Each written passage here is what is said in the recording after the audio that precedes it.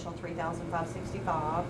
Auto Technology, that's a program ran by Jerry Cummings. He services buses for LCOC during the school year, and during the summer he works on Southwestern.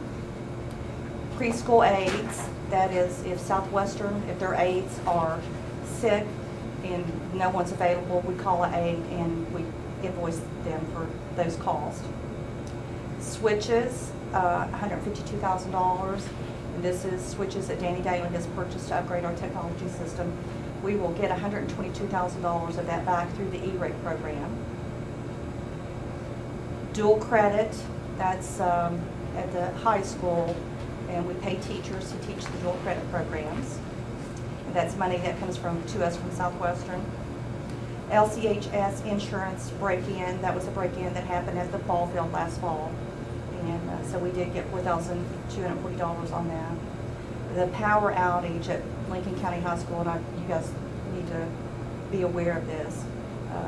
Every time the power goes off, there's lots and lots of costs involved over there. It's a really big problem, so I wanted to pull it out and isolate it so we can track those costs. So, you know, just in this is probably a 6-month time period, that's what it cost us to replace items when the power was out. Duval concession stand, that was Mr. Roach had given them some additional money to help with a concession stand up there. Key card rebate, you know, we implemented the purchasing card this year, and that's for 2 quarters, a rebate of $1,800. Medicaid, this is Doug Smith's program, services that are provided to the children that can be billed for through Medicaid. Additional tax revenue, that's just more than additional over the budget. Transfer to improvement for LCH sign. I hate to even mention that word. I just had to put a little bit more money in there. But that is not the cost of the sign, so do not be confused. Then I had to put an additional $1 in the lease purchase, and that's the purchase of the modular at Griffithsville. That is officially our building now. It's completely paid for 5 years. And I believe the cost on it was like $566,000, so it is officially ours. And the softball field, that's the money that we're expecting from the budget digest. So all total, we just put in $1 million. And just bring to your attention, our budget is now up to $55 million, so it's really big. Lots of work, and I want to ask you guys, you really need to consider an extra position in finance office. It's just overwhelming, and it's just, you know, it's just not being done the way it needs to be done. We did complete our audit, and audit report's on its way. So any questions on any of those? Okay.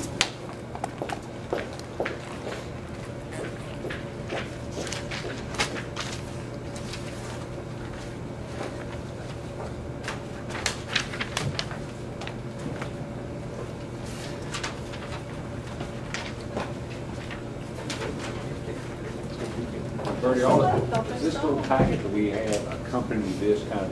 Yes, that's just the details, total. the information here, right? Mm-hmm. Because Brenda didn't have the total on the board agenda, I had to hold out and I just completed it today. Okay, these That's correspond or total. go together. It's like to give you guys a breakdown of what, you know, here's what's really going into our budget. And here's the programs that we're working on. Do I have a motion to accept the finances? I'll move. So moved. Do I have a second? Been properly moved and second that we accept the finances. Are there any discussion? Well, I guess this would be appropriate time.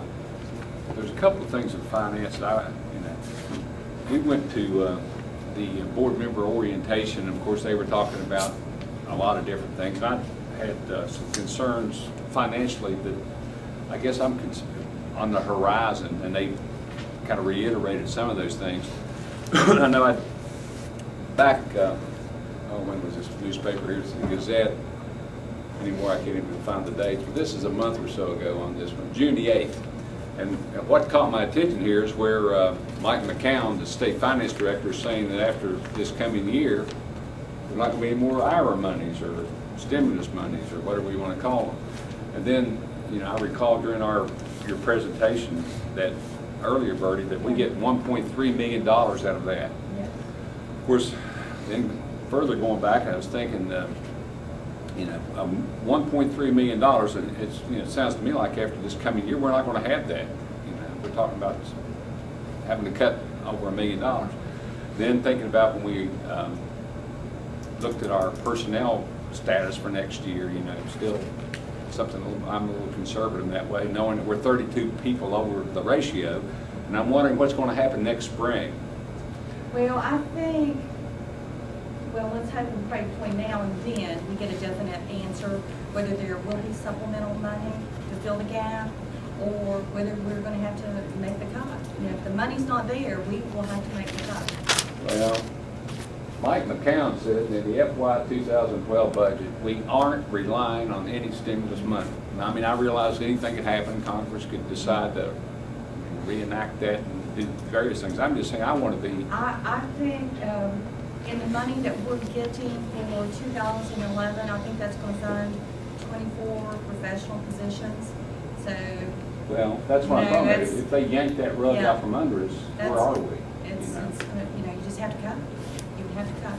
Well, Very, cut somewhere. Yeah. That's the reason I personally, I'm reluctant to add positions. I mean, I see tonight where we added one, you talk about one there. I don't think anybody doubts there's those needs. Oh, yes, that's correct. But I know there are others out there that we fund that may be concerned.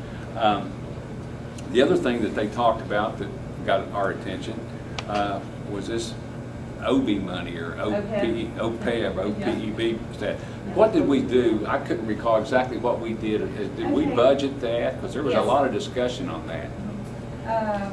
Okay, what we're doing is we had to recognize that in our financial statements June 30th.